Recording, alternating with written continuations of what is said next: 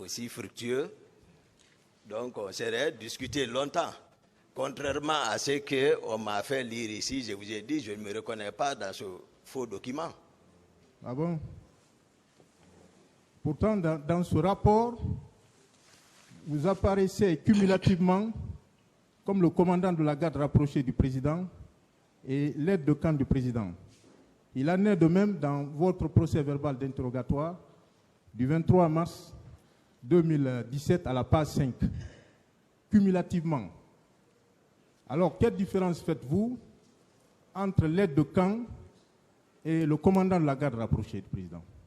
Mais l'aide de camp, voilà, comme je l'ai dit ici tantôt, il y a une sécurité physique du président. Voilà, à cet effet, les hommes sont commis et ils sont contrôlés par l'aide de camp. Est-ce que dans les conditions normales, une seule personne peut cumuler les deux? Dans les conditions normales, oui. La mission, c'est ça.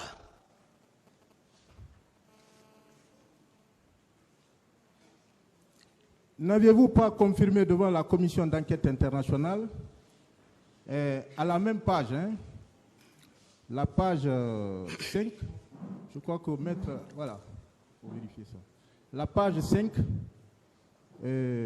que vous avez directement reçu des ordres du président dans l'ordre de vous rendre au stade.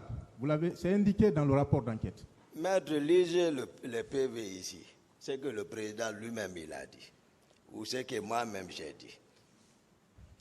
J'ai écouté, avec vous, j'étais avec la semaine passée, non? C'était avant lui. Ce n'était pas lui. C'était pas moi. Voilà. Si je pouvais voir le document. Oui. Vous parlez de quel document? Oui, le document dont vous lisez là. La commission d'enquête, le rapport de la commission d'enquête internationale. Parce que je ne me reconnais pas dans tout ce que vous dites. Non, c'est ça. Page 5.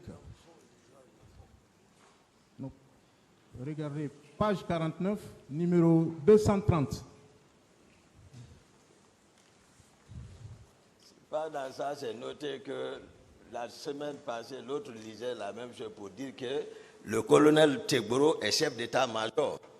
Non, ce n'est pas ça. Ici, je vous précise, il est indiqué à la page 49, numéro 230, le lieutenant Toumba est le commandant de la garde rapprochée du président et l'aide de camp de celui-ci.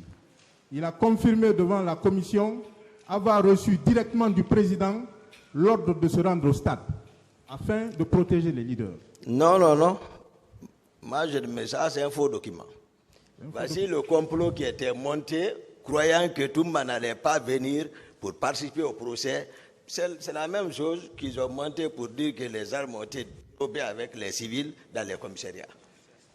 C'est les mêmes. La commission a travaillé pendant que vous étiez là. Oui, mais moi, ils n'ont pas travaillé avec moi. Je passe. Ni la commission internationale, ni la commission nationale. C'est là-bas le problème. Je passe. Et au cours d'une interview que Elhadj Cellou Dalein a accordée à RFI, Radio France Internationale, dans son lit de malade à Percy, au sud de Paris, il a déclaré que la priorité est de traduire devant les tribunaux compétents ceux qui sont responsables de ce carnage qu'il y a eu lieu au stade du 28 septembre. Le journaliste a repris, je vous rappelle qu'il s'agissait de Christophe Boisbouvier. Pour cela, il faut identifier les responsables. Et là, Cellou Dalein a indiqué ceci. Il a répondu qu'il y a un certain nombre d'entre eux qui sont connus du grand public. Ceux qui ont été au stade et ont vu beaucoup de ces gens à la télé, qu'à l'occasion des manifestations officielles. Le journaliste est revenu. À qui pensez-vous? Il a indiqué qu'il y en a beaucoup. La mission était conduite par l'aide de camp du président de la République, Toumba. La mission était conduite par l'aide de camp du président de la République, Toumba. Qu'avez-vous à dire au tribunal face à ce témoignage accablant? Je vais dire, maître, lorsque l'eau est troublée, il faut donner du temps qu'elle se repose, pour qu'elle se décante pour voir les débris, les impuretés qui composent l'homosénéité ou l'hétérogénéité. Donc, la fois dernière, je vous ai dit que j'ai évoqué la confusion. Lorsque une personne se trouve dans une confusion, donc le plus souvent, il peut se tromper, je pense, à l'heure qu'il est. Et là, c'est Dalein Diallo,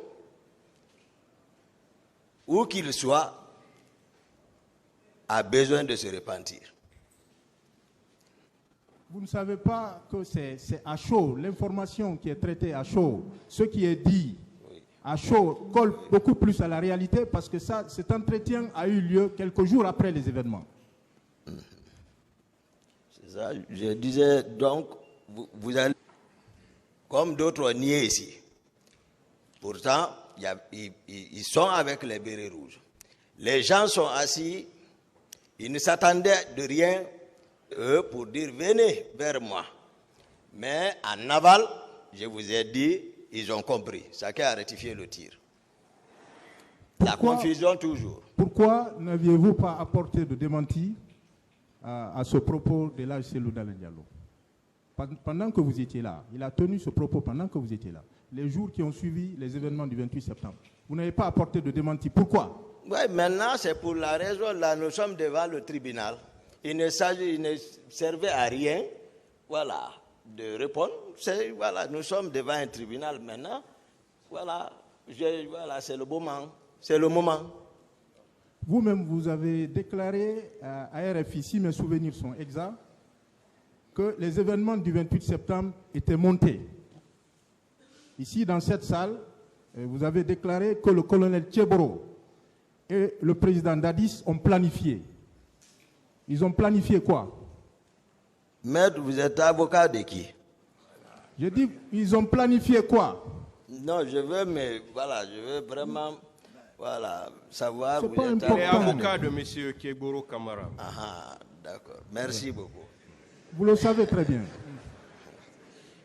Ouais. Répondez maintenant à la question est posée. D'accord.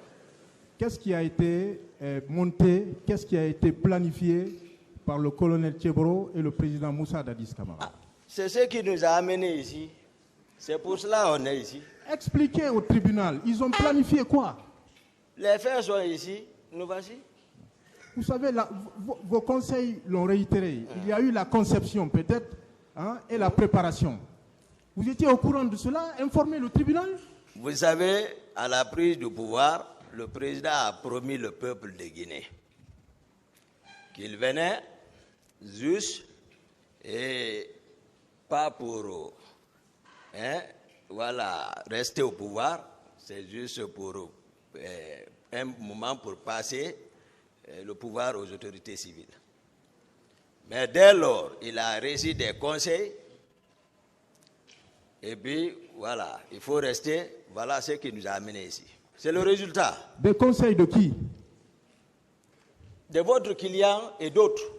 Vous en avez la preuve? Il est là pourquoi? Il y a preuve dans ça, maître. Nous sommes devant un tribunal. Silence dans la salle, s'il vous plaît. Vous devez rapporter Arrêtez la de preuve rire dans la salle. Voilà. de vos allégations. Vous savez, maître, parfois, vous me confondez au parquet même. Parce que ce n'est pas moi qui l'ai fait venir ici. Si vous me confondez au parquet, c'est tout autre. Ou les juges d'instruction qui l'ont entendu. Les faits là sont têtus. Ça, c'est vu de tout le monde. Il faudra que nous tous, nous comprenions le sujet pour lequel nous sommes présents ici. Le sujet là, c'est que la Guinée a besoin.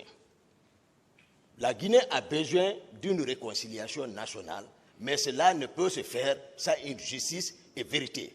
Je ne peux pas gâter quelque chose avec toi. On veut la réconciliation et que je m'arrête devant toi et rencontrer des contre-vérités. C'est pourquoi Voilà. moi, je